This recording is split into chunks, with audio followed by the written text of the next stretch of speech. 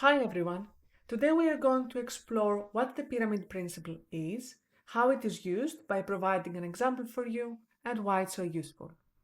To put it simply, a pyramid principle is a way of communicating our ideas in a logical and structured way. The pyramid principle suggests you start with your main point first, and then you present the supporting details or the reasonings for that main point. Next, your supporting arguments, and these are based on your supporting data, that is your facts. You can follow two approaches to achieve this.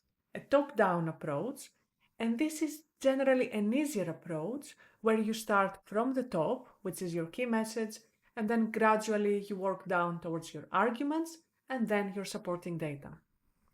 If you haven't used the pyramid structure before, you better follow this approach.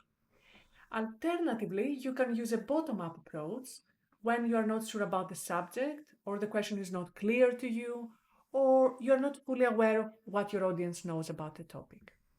And here, what you do is you list all your data or your facts first, then you work out the relationships and you group them, and finally, you draw your conclusions.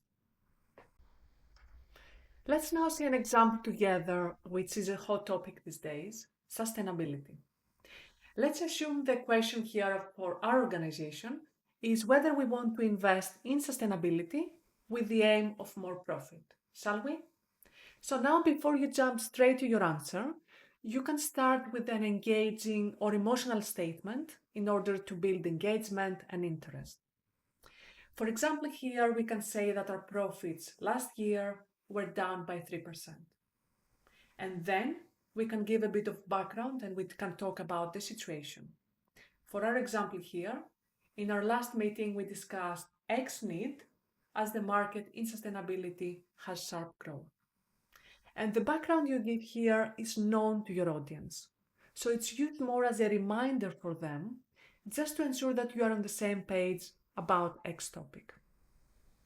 And now we can highlight our key point, which is our conclusion that sustainability will lead to profitability for the organization. Then we state our supporting arguments, which are three here. So one, we believe by implementing sustainable practices, we reduce operational costs in the long term. Then we support that our brand reputation is going to grow and we will attract more customers and investors, eventually leading to increased revenue. And three, by focusing on sustainable initiatives, we mitigate risks associated with regulatory changes that might lead to less cooperation with the central government and more financial implications. Next, our supporting data here will come from our research. For example, for our cost reduction here, we found out from X study that companies who implemented energy efficient measures, such as switching to LED lights, reduced their energy costs by 50%. And we follow the same approach for the rest of our supporting data. So we record and we present them in order to support our arguments above. Therefore, our conclusion here is that we suggest investing in sustainability in order to increase profit because we reduce operational costs through resource minimization, we attract customers with a strong brand reputation, and we mitigate legal risks. Let's now see the advantages to this approach. So it's efficient for presentations, reports or articles, speeches, storytelling, debates, and so on. Generally, it helps you to pitch an idea. It saves you time to support your arguments because you get straight to the point and it's easier to get buy-in from your stakeholders. It's more appealing for your audience or your readers because they don't need to wait until the very end to hear or read your main point. It makes the argument easy to follow and powerful to influence and persuade your audience. It helps you back up your ideas and it helps you to diagnose the issue and find solutions. Of course, there are some disadvantages as well. So you need time to pre-plan your arguments instead of going straight to editing the presentation. And of course, as you can imagine, you need sufficient time to your research.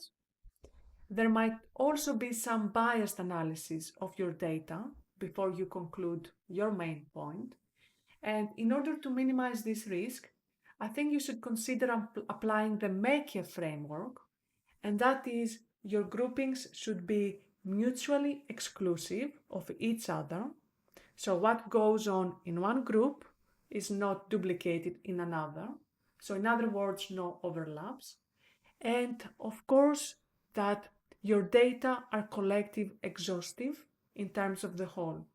And this means that what goes on in all categories includes all individual arguments. Simply put, nothing is left out. I will share a link of Make-A framework in the description below in case you want to explore it further. Of course, I left the most important towards the end. So the idea for a pyramid principle started from an ex-McKinsey consultant, Barbara Minto, and you can get her book to read further. That, as you can see, is an international bestseller and is a great and easy read. Again, I will share the link of the book in the description below. So to summarize, the pyramid structure establishes a question-answer dialogue. We group the ideas in a logical way based on facts that come from our research. Ideas at any level in the pyramid must always be summaries of the ideas grouped below them. Ideas in each grouping must always be the same kind of idea. Ideas in each group must always be logically ordered. So you can order by time, for example, like what happens first, second, etc., or by structure, like dividing a whole into smaller parts. It's a good idea to use headings and numbers in your report so that you can make it more structured and easier to be followed and easy to be read. Of course, unless your document is quite short. If you haven't used the pyramid structure before, better to start with a top-down approach because it's way easier. Now, if you use the bottom-up approach, the way you present it is by starting with the facts first and then gradually moving towards your conclusion. For example, I do these things to achieve the above effect, and so on. Last but not least, the pyramid structure will help you to communicate clearly your arguments and potentially get buy-in from your stakeholders. So there you have it. If you're interested in learning more about useful frameworks, business tips, and project management, follow ConsultingBites for more insights. Until next time, stay well, stay curious.